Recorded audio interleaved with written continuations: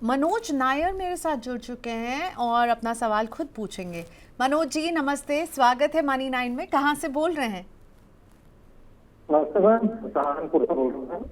सहारनपुर से जुड़े हुए, क्या करते हैं मनोज जी? मैं गवर्नमेंट जॉब में हूँ। ओके, और मैं आपका पोर्टफोलियो देख रही हूँ, 10 स्कीम है आपके पास और आप 31,850 रुपए हर महीने निवेश कर रहे हैं। कब से निवेश करना शुरू किया मनोज जी, पूछ सकती हूँ? 1 साल हो गया मैम। 1 साल हो गया। चलिए मैं आपके एक बार स्कीम सब रीड कर रही हूँ एक के बाद एक। हाँ, ICICI prudential Nifty next 50 index fund 1000 की सिप, पराग पारिक का फ्लेक्सी कैप 2500 की सिप, निपॉन इंडिया का लार्ज कैप है, यहाँ पर भी 2500 की सिप कर रहे हैं मनोज जी। मोतीलाल ओसवाल की मिड कैप में 5000 की सिप कर रहे हैं।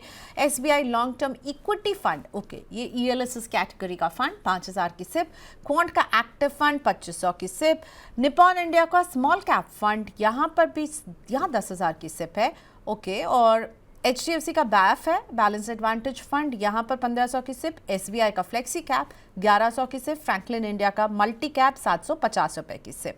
ओके, अब आपका सवाल है कि आदित्य बिरला सन लाइफ निफ्टी 50 इंडेक्स फंड में लमसम 50,000 रुपए भी डाले हुए हैं आपने।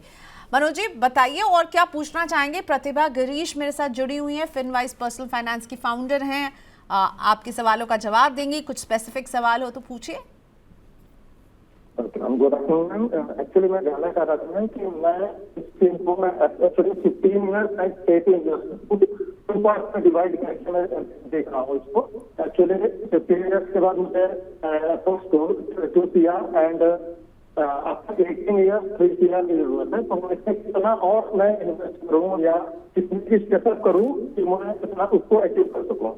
ओके, सो 2 पार्ट में पैसों की ज़रूरत है जो मनोज जी को इस पोर्टफोलियो से। 15 साल में 2 करोड़, 18 साल में 3 करोड़, और कितना स्टेप अप करें ताकि यहाँ तक पहुँच सके? 31,850 भी अच्छी राशि है मनोज जी जो आप कर रहे हैं। प्रतिभा, आपका व्यू क्या बन रहा है मनोज जी के पोर्टफोलियो पर? कुछ चेंज करना चाहेंगी? स्टेप अप कितना इनको करना चाहिए कि ये 15 साल में 2 करोड़ अचीव कर लें, 18 साल में इसी पोर्टफोलियो से 3 करोड़?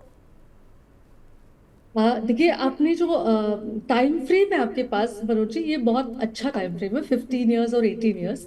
और अगर स्मॉल टाइम फ्रेम होता ना, 5 साल 6 साल, उसमें स्टेप अप का कुछ ज्यादा फर्क नहीं पड़ता, लेकिन 15-18 साल में बहुत अच्छा फर्क पड़ेगा। आपका जो टारगेट है वो मीट हो जाएगा विद 5% स्टेप अप। मतलब आप 31,850 का कर रहे हैं, अगर आप सिर्फ वही करोगे, स्टेप अप नहीं करोगे, तो 15 साल में आपका बन जाएगा 1 करोड़ 60 लाख। लेकिन अगर आप स्टेप अप सिर्फ 5% से स्टेप अप करोगे तो 197 क्लोज टू 2 करोड़ बन जाएगा आपका। अगर आप 18 साल में करोगे वही स्टेप अप, तो आपका टारगेट जो है वो इजीली मीट हो जाएगा, क्योंकि आपका आज के तारीख में आपने ऑलरेडी, जैसे आपने बताया, 50,000 इन्वेस्ट भी किया और 2.73 का बाकी का लमसम भी आपका इन्वेस्टेड है। तो आपका टोटल अमाउंट टारगेट आप मीट कर जाओगे। तो कॉन्ग्रेचुलेशन, आप बने रहिए। लेकिन जहां तक आपका फंड्स का सवाल है, आप बहुत सारे फंड्स में आप इन्वेस्ट कर रहे हो। एक flexi cap, large cap, mid cap, ELSS, small, hybrid, flexi. मतलब फ्लेक्सी में 2 है, मल्टी कैप में 1 है, तो मल्टी कैप में भी 2 है। तो इतने सारे फंड्स की जरूरत नहीं है, तो बहुत सारा ओवरलैप भी हो सकता है। That's number 1। नंबर 2 जो है, आपका जो लार्ज कैप, इसका स्प्लिट अप आप करेंगे तो सिर्फ 37% आपका लार्ज कैप में है, बाकी 24% आपका मिड कैप में और 38% स्मॉल कैप में है। इसलिए ज़रूरी है कि आप ये फंड्स को ना सिर्फ थोड़ा कम करें, और कम ये कैटेगरी से करें, मिड कैप और स्मॉल कैप कैटेगरी से आप थोड़ा कम करें। और आप एक ईएलएसएस फंड में भी इन्वेस्ट करें।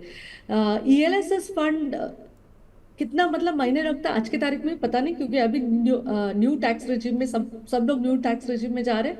तो शायद आप वो अमाउंट को स्प्लिट करके आप 5,000 रुपीज इन्वेस्ट करते हैं, वो 5,000 को फ्लेक्सी कैप में ही बढ़ा देंगे। आपके पास ऑलरेडी है फ्लेक्सी कैप 2, उसी में अगर आप बढ़ा देंगे तो आपका पोर्टफोलियो थोड़ा और बैलेंस हो जाएगा। ओके, चलिए, तो ध्यान रखिएगा मनोज जी इन बातों का जो प्रतिभा ने आपको सजेस्ट किया है। चिरण बासु मात्रे का सवाल ले रही हूँ। चिरण जी की एज है 30, असम के रहने वाले हैं। 9 स्कीम्स हैं इनके पोर्टफोलियो में और एक एक करके बताते हैं। मंथली 20,000 रुपए की सिप ये कर रहे हैं। HDFC फ्लेक्सी कैप 3,000 की सिप। निपॉन इंडिया का ग्रोथ फंड यहाँ पर भी 3,000 की सिप है। मोतीलाल ओसवाल की मिड कैप में 3,000 है। इसके बाद है HDFC का mid cap opportunities 2,000, SBI Magnum mid cap 2,000, Nippon India का small cap 4,000, DSP small cap 1,000, Quant small cap 1,000, Axis का स्मॉल कैप 1,000। 20 साल का नजरिया है और एनुअल एक 6% का स्टेप अप भी लेंगे। आपको इनका पोर्टफोलियो कैसा दिख रहा है? क्योंकि हम देख रहे हैं कि काफ़ी, मुझे तो बहुत अग्रेसिव पोर्टफोलियो लग रहा है। शुरुआत इन्होंने अभी जनवरी से ही की है। क्या करना है बताइए प्रतिभा। जी, आपका जो पोर्टफोलियो है बहुत ही ज्यादा एग्रेसिव है, जैसे प्रियंका ने क्लियरली बताया, क्योंकि आप बहुत ज्यादा मिड और स्मॉल कैप में कर रहे हो। आज की तारीख में अगर आप सिप की बात करेंगे तो आपके पास 1 2 3 4 small cap, 4 mid cap funds है और 4 स्मॉल कैप फंड्स भी है।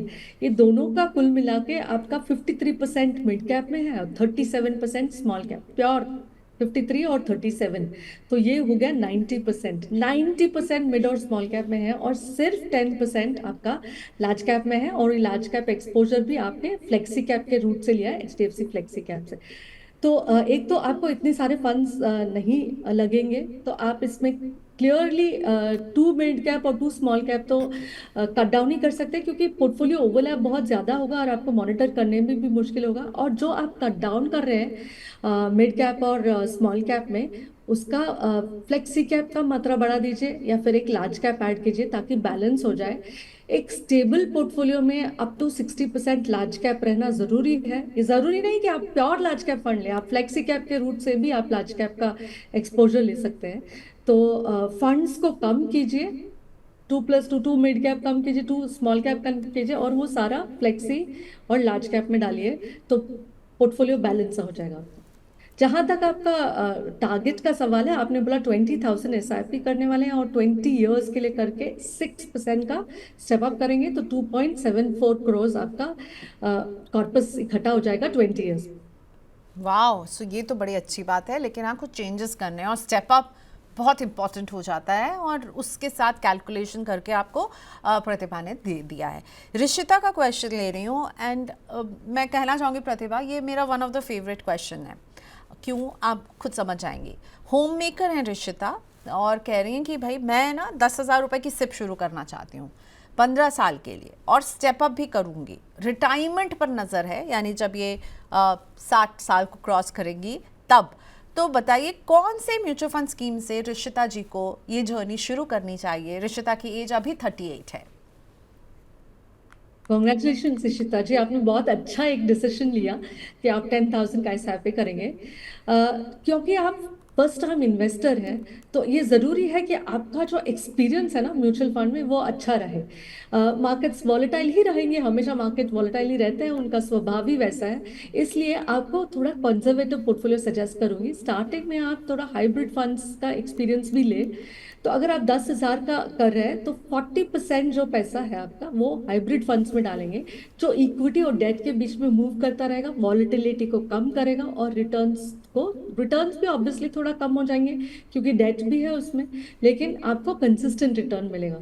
तो 2,000 each ICICI balanced advantage fund और White Oak multi asset fund. Multi asset fund में आपका इक्विटी, डेट, गोल्ड सब कुछ आ जाएगा और ICICI बैलेंस एडवांटेज में इक्विटी और डेट के बीच में आएगा। और 3,000 रुपीज ईच पराग पारिक फ्लेक्सी कैप फंड और इन्वेस्ट को कॉन्ट्रा फंड में डाल सकते हैं। तो इसमें आपका मतलब लार्ज कैप का मात्रा ज्यादा रहेगा। जैसे जैसे आपका एक्सपीरियंस हो जाता है, आपने थोड़ा बहुत उतार चढ़ाव देख लिया और आपको लगता है कोई बात नहीं, मैं बनी रहूंगी और मैं वॉलेटिलिटी से नहीं डरती हूँ और कोई एक्शन नहीं लूंगी, तो आप हाइब्रिड को ड्रॉप कर सकते हैं और दूसरे मल्टी कैप जैसे फंड्स, फ्लेक्सी कैप फंड्स में आप ये अमाउंट को ऐड कर सकते हैं। एटलीस्ट 1 to 2 ईयर्स आप हाइब्रिड का एक्सपीरियंस ले लें और उसके बाद उसको स्टॉप करके ये फंड्स में इन्वेस्ट करेंगे तो अच्छा होगा। जहां तक आप कितना राशि इकट्ठा कर पाएंगे, अगर आप स्टेप अप करोगे तो आपका अबाउट 83 लाख तक इकट्ठा हो जाएगा विथ 10,000 SIP और 10% step up. Annual step up आपने कंसिडर किया इनके लिए? Yes, annual step up of 10%। Okay, और आपने शुरुआत में मैंने देखा कि आपने एक हाइब्रिड फंड देना इनको ज़्यादा सही समझाया है।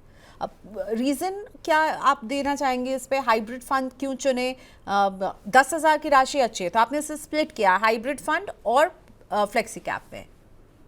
क्योंकि ये फर्स्ट टाइम इन्वेस्टर है, और हो सकता है मार्केट के वॉलेटिलिटी से, अगर उन्होंने डाला स्टार्ट किया और 6-8 महीने में कुछ ज्यादा वॉलेटिलिटी आया, तो ऐसा नहीं होना चाहिए कि वो वॉलेटिलिटी की वजह से वो बंद ही कर दे, इतना अच्छा डिसीजन को बंद ही कर दे।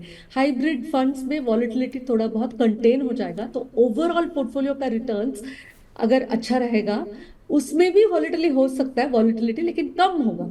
तो इसलिए मैंने, न्यू इन्वेस्टर है, फर्स्ट टाइम उनको अच्छा एक्सपीरियंस देना है, तो जरूरी है कि थोड़ा कंजर्वेटिव हो, थोड़ा डेट भी मिला ले, इसलिए मैंने हाइब्रिड फंड चुना।